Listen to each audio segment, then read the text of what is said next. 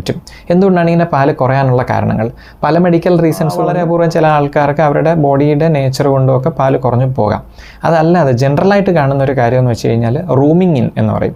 Rooming in എന്ന് പറഞ്ഞു കഴിഞ്ഞാൽ കുഞ്ഞ് ജനിച്ചു കഴിഞ്ഞാൽ നമ്മുടെ അടുത്ത് എത്രയും നേരത്തെ കുഞ്ഞിനെ നമ്മുടെ അടുത്തേക്ക് കൊണ്ടുവരാൻ പറ്റുമോ അത്രയും നേരത്തെ നമ്മുടെ അടുത്തേക്ക് കൊണ്ടുവരിക, നമ്മുടെ കൂടെ കിടത്തുക, കുഞ്ഞിനെ തൊടുക, കുഞ്ഞിൻ്റെ പ്രസൻസ്, കുഞ്ഞിൻ്റെ കരച്ചിൽ, കുഞ്ഞ് നമ്മളെ തൊടുകയും ഒക്കെ ചെയ്യുന്നത് നമ്മുടെ ഈ ഹോർമോൺസിനെ പ്രൊഡക്ഷനെ സ്റ്റിമുലേറ്റ് ചെയ്യാൻ വേണ്ടിയിട്ട്. ഒരു കുഞ്ഞ് ജനിച്ച് കഴിയുമ്പോഴത്തേക്കുള്ളൊരു രീതിയാണ്.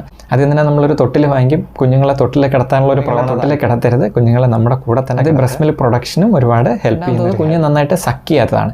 എസ്പെഷ്യലി ആദ്യത്തെ കുറച്ച് നാളുകളിൽ പാലൊക്കെ കുറഞ്ഞിരിക്കുമ്പോഴത്തേക്ക് നമ്മൾ എക്സ്ട്രാ ഫീഡ്സ് ഒക്കെ ചിലപ്പോൾ കൊടുക്കാറുണ്ട്. അപ്പോൾ ഈ എക്സ്ട്രാ ഫീഡ്സ് കൊടുത്തു കഴിയുമ്പോഴത്തേക്ക് എസ്പെഷ്യലി നമ്മൾ ബോട്ടിലൊക്കെ കൊടുത്തു കഴിഞ്ഞാൽ കുഞ്ഞുവാവുകൾ ആ ബോട്ടിലിൻ്റെ നിപ്പിളിൽ സക്ക് ചെയ്ത് ശീലിച്ച് കഴിഞ്ഞാൽ പിന്നെ ബ്രസ്റ്റിൽ സക്ക് ചെയ്യാൻ കുഞ്ഞുങ്ങൾക്ക് കുറച്ച് ബുദ്ധിമുട്ട് കാണും.